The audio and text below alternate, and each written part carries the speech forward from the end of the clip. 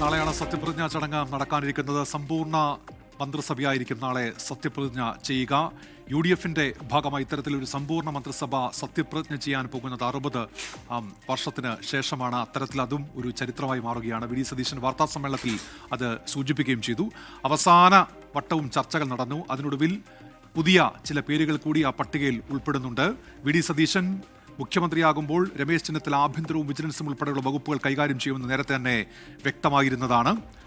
ഇപ്പോൾ പൂർണ്ണ മന്ത്രിസഭ അത് സത്യപ്രതിജ്ഞ ചെയ്യാൻ പോകുന്നു. വി ഡി സതീശൻ മുഖ്യമന്ത്രി സ്ഥാനത്ത്. അദ്ദേഹം തുടർച്ചയായി പറവൂരിനെ പ്രതിനിധീകരിക്കുന്നുണ്ട്. 2001 മുതൽ അദ്ദേഹം പറവൂരിൽ നിന്ന നിയമസഭയിൽ അംഗമായ വ്യക്തിയാണ്. ഇപ്പോൾ മുഖ്യമന്ത്രി സ്ഥാനത്തേക്ക് കൂടി അദ്ദേഹം വരികയാണ്. NSUവിന്റെ മുൻ അഖിലേന്ത്യാ സെക്രട്ടറിയും DCC മുൻ സെക്രട്ടറിയുമാണ്. MJ യൂണിവേഴ്സിറ്റി മുൻ യൂണിവേഴ്സിറ്റി ചെയർമാനുമായും സേവനമനുഷ്ഠിച്ചിട്ടുണ്ട്. അങ്ങനെ KSUവിലാണ് അദ്ദേഹം സംഘടനാ രാഷ്ട്രീയത്തിലേക്ക് കടന്നു വരുന്നത്. PK കുഞ്ഞാലിക്കുട്ടി അദ്ദേഹം മന്ത്രിസഭയിൽ ലീഗ് പ്രതിനിധിയായി എത്തുന്നു. ഭരണ പരിചയമുള്ള വ്യക്തിയാണ്. ലീഗിന്റെ സമുന്നത നേതാവാണ്. 9ാം തവണയാണ് അദ്ദേഹം നിയമസഭയിൽ എത്തിയത്. 5 തവണ കേരളത്തിന്റെ വ്യവസായ മന്ത്രിയായി, 2 തവണ അദ്ദേഹം ലോക്സഭയിലും അംഗമായിരുന്നു. അങ്ങനെ ഭരണപരിചയമുള്ള വ്യക്തിയാണ്. പാർലമെന്ററി രംഗത്ത് ദീർഘകാലമായി നിൽക്കുന്ന വ്യക്തിയാണ്. ലീഗിന്റെ സമുന്നത നേതാവ് PK കുഞ്ഞാലിക്കുട്ടി മന്ത്രിസഭയിൽ അംഗമാകുന്നു. ഇത്തവണയും അദ്ദേഹത്തിന് വ്യവസായ വകുപ്പൊപ്പം IT-യുടെയും ചുമതലയുണ്ടാകുമെന്ന് കരുതാം. നേരത്തെയും അദ്ദേഹം ഈ വകുപ്പുകൾ തന്നെ UDF മന്ത്രിസഭകളിൽ കൈകാര്യം ചെയ്തിട്ടുണ്ട്.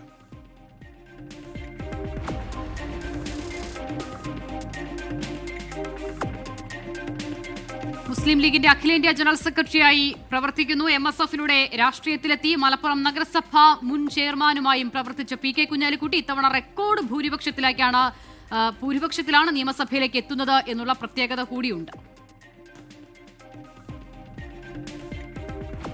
മോൻസ് ജോസഫ് കേരള കോൺഗ്രസ് ജോസഫ് വിഭാഗത്തിന്റെ പ്രതിനിധിയായി ഇത്തവണ വി ഡി സതീശൻ മന്ത്രിസഭയിൽ ഉണ്ടാകും.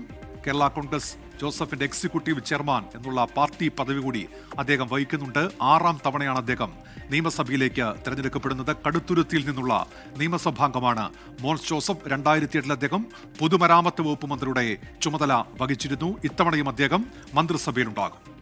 അടുത്തയാൾ ഷിബു ബേബി ജോണാണ്. ഘടകകക്ഷി നേതാവായി എത്തുന്നു. അദ്ദേഹം മുൻ തൊഴിൽ മന്ത്രി കൂടിയാണ്. RSPയുടെ പ്രധാനപ്പെട്ട നേതാക്കളിൽ ഒരാളാണ്. നിയമസഭയിൽ 3ാം ടേമിലാണ് ഷിബു ബേബി ജോൺ എത്തുന്നത്. ചവറ മണ്ഡലത്തിൽ നിന്നുമാണ് നിയമസഭയെ പ്രതിനിധീകരിക്കുന്നത്.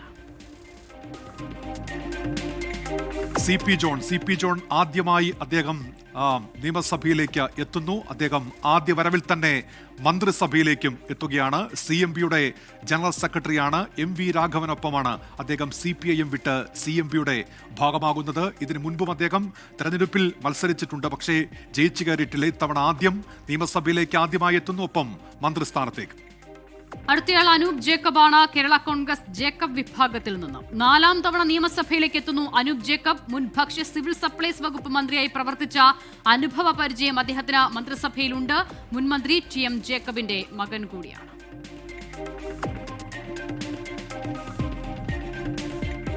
നാലാം തവണയാണ് അനൂപ് ജേക്കബ് നിയമസഭയിലെത്തുന്നത്. KSUവിലൂടെയാണ് രാഷ്ട്രീയ രംഗത്തിൽ എത്തിയത്. നിയമബിരുദവും KSSയിലൂടെയാണ് രാഷ്ട്രീയത്തിൽ എത്തിയത്. അദ്ദേഹം നിയമബിരുദധാരിയാണ്.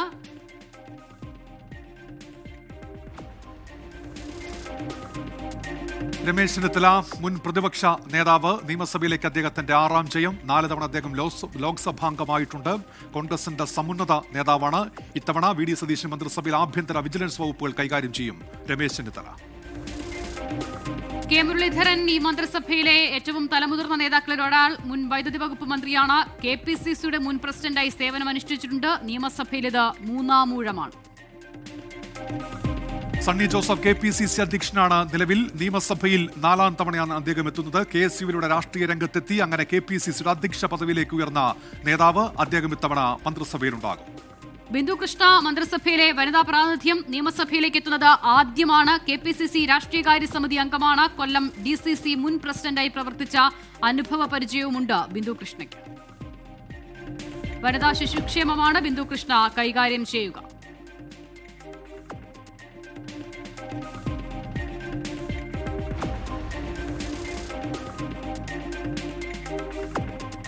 നിയമസഭയിലേക്ക് ആദ്യമായി എത്തുന്നു. KPCCയുടെ രാഷ്ട്രീയകാര്യ സമിതി അംഗമാണ് ബിന്ദു കൃഷ്ണ. പി ഡി സതീശൻ മന്ത്രിസഭയിൽ ടൂറിസം സാംസ്കാരിക വകുപ്പുകൾ കൈകാര്യം ചെയ്യുക PC വിഷ്ണുനാഥായിരിക്കും. നിയമസഭയിലേക്ക് അദ്ദേഹം 4ാം തവണയാണ് എത്തുന്നത്. KPCCയുടെ വർക്കിംഗ് പ്രസിഡന്റാണ് നിലവിൽ. KSUവിന്റെ മുൻ സംസ്ഥാന പ്രസിഡന്റ് കൂടിയാണ് PC വിഷ്ണുനാഥ്. അടുത്തയാൾ M ലിജു. എക്സൈസ് വകുപ്പാണ് M ലിജു കൈകാര്യം ചെയ്യുക. നിയമസഭയിലേക്ക് ആദ്യമായി എത്തുകയാണ്. KPCCയുടെ വൈസ് പ്രസിഡന്റാണ്. യൂത്ത് കോൺഗ്രസിന്റെ മുൻ സംസ്ഥാന പ്രസിഡന്റായി പ്രവർത്തിച്ച അനുഭവ പരിചയം കൂടിയുണ്ട് M ലിജുവിന്. N ഷംസുദ്ദീൻ അദ്ദേഹം നിയമസഭയിലേക്ക് എത്തുന്നത് 4ാം തവണയാണ്. മുസ്ലിം ലീഗിന്റെ സംസ്ഥാന സെക്രട്ടറിയാണ്. മുൻ ജില്ലാ പഞ്ചായത്ത് അംഗമാണ്. ഇത്തവണ N ഷംസുദ്ദീനും മന്ത്രിസഭയിൽ ഉണ്ടാകും. അദ്ദേഹത്തിന്റെ വകുപ്പിന്റെ കാര്യത്തിൽ നാളെ അന്തിമ ചിത്രമാകും.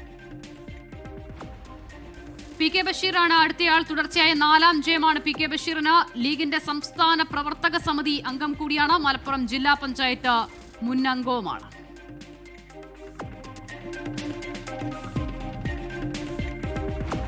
യൂത്ത് ലീഗിന്റെ മലപ്പുറം മുൻ ജില്ലാ വൈസ് പ്രസിഡന്റായും സേവനമനുഷ്ഠിച്ചിട്ടുണ്ട്. മലപ്പുറം ജില്ലാ പഞ്ചായത്ത് മുൻ അംഗമായിരുന്നു. മുൻ മന്ത്രി P സീതി ഹാജിയുടെ മകൻ കൂടിയാണ് PK ബഷീർ. ലീഗിൽ നിന്ന് KM ഷാജി കൂടി ഇത്തവണ മന്ത്രിസഭയിൽ ഉണ്ടായിരിക്കും. VD സതീശൻ മന്ത്രിസഭയുടെ ഭാഗമാകും. നിയമസഭയിൽ അദ്ദേഹം 3ാം തവണയാണ് എത്തുന്നത്. മുൻ മന്ത്രി മുസ്ലിം ലീഗിന്റെ സംസ്ഥാന സെക്രട്ടറിയാണ് അദ്ദേഹം. യൂത്ത് ലീഗ് മുൻ സംസ്ഥാന ജനറൽ സെക്രട്ടറി കൂടിയാണ്. ഇത്തവണയും അദ്ദേഹം നിയമസഭയിലേക്ക് എത്തുന്നു.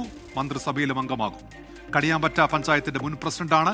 കാലിക്കറ്റ് സർവകലാശാല യൂണിയന്റെ മുൻ ചെയർമാനായും അദ്ദേഹം പ്രവർത്തിച്ചിട്ടുണ്ട്. 2006-ലും 2011-ലും അദ്ദേഹത്തിന് തോൽവി ഏറ്റുവാങ്ങേണ്ടി വന്നു നിയമസഭാ തെരഞ്ഞെടുപ്പ്. K അബ്ദുൽ ഗഫൂറാണ് ലീഗിൽ നിന്നും മന്ത്രിസഭയിലേക്ക് എത്തുന്ന അടുത്തയാൾ. നിയമസഭയിലേക്ക് ആദ്യമായാണ് എത്തുന്നത് എന്നുള്ള പ്രത്യേകതയുണ്ട്. ആദ്യത്തെ ടീമിൽ തന്നെ മന്ത്രിയാകുന്നു. പരാജയപ്പെടുത്തിയത് മുൻ മന്ത്രി കൂടിയായ P രാജീവിനെയാണ്. മുസ്ലിം ലീഗിന്റെ ജില്ലാ ജനറൽ സെക്രട്ടറി കൂടിയാണ് K അബ്ദുൽ ഗഫൂർ. യൂത്ത് ലീഗിന്റെ മുൻ ജില്ലാ പഞ്ചായത്ത് പ്രസിഡന്റായി പ്രവർത്തിച്ചിട്ടുണ്ട്. മുൻ മന്ത്രി VK ഇബ്രാഹിം കുഞ്ഞിന്റെ മകനാണ്. 2021-ൽ മത്സരിച്ചെങ്കിലും അന്ന് പരാജയപ്പെടുകയായിരുന്നു. ജനീഷ് യൂത്ത് കോൺഗ്രസിന്റെ സംസ്ഥാന പ്രസിഡന്റാണ് നിലവിൽ. നിയമസഭയിലേക്ക് എത്തുന്നത് ആദ്യമായിട്ടാണ്. അദ്ദേഹം KSUവിന്റെ മുൻ ജില്ലാ പ്രസിഡന്റായി പ്രവർത്തിച്ചിട്ടുണ്ട്. ആദ്യമായി നിയമസഭയിലേക്ക് എത്തുന്നു. ഒപ്പം അദ്ദേഹം മന്ത്രിയുമാകും. യുവജനക്ഷേമമായിരിക്കും അദ്ദേഹം ഈ സർക്കാരിൽ കൈകാര്യം ചെയ്യുക. തൃശൂർ മാള സ്വദേശിയാണ്. അഭിഭാഷകനാണ്. KC വേണുഗോപാൽ പക്ഷത്തെ പ്രമുഖൻ. കൊടുങ്ങല്ലൂരിൽ നിന്നാണ് അദ്ദേഹം ഇത്തവണ നിയമസഭയിലേക്ക് എത്തിയത്.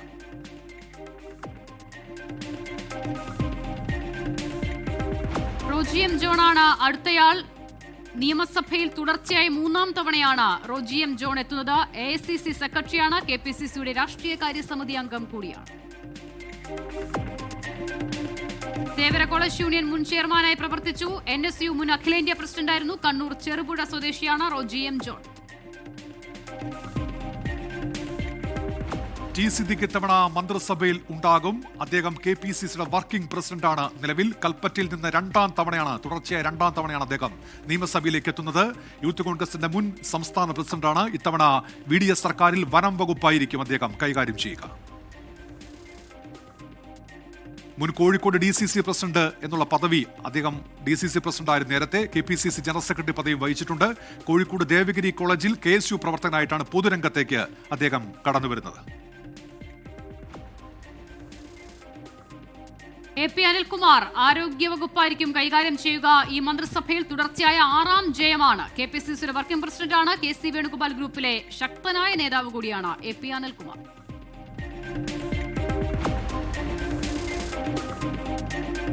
2004-ലും 2011-ലും മന്ത്രിയായതിന്റെ അനുഭവ പരിചയമുണ്ട് AP അനിൽകുമാറിന്. യൂത്ത് കോൺഗ്രസിന്റെ മുൻ സംസ്ഥാന ജനറൽ സെക്രട്ടറിയായിരുന്നു. KSUവിലൂടെയാണ് രാഷ്ട്രീയ രംഗത്തെത്തിയത്.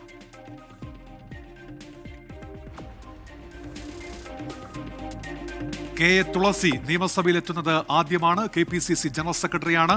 നെന്മാറ NSS കോളേജിലെ അധ്യാപിക. ഇത്തവണ K തുളസി ഈ സർക്കാരിൽ മന്ത്രിയായി ഉണ്ടാകും. പിന്നാക്ക ക്ഷേമ വകുപ്പായിരിക്കും കൈകാര്യം ചെയ്യുക. തൃശൂർ ജില്ലാ പഞ്ചായത്ത് മുൻ അംഗമാണ്. AICC അംഗമായും പ്രവർത്തിക്കുന്നു. പാലക്കാട് MP VK ശ്രീകണ്ഠന്റെ ഭാര്യ കൂടിയാണ് K തുളസി.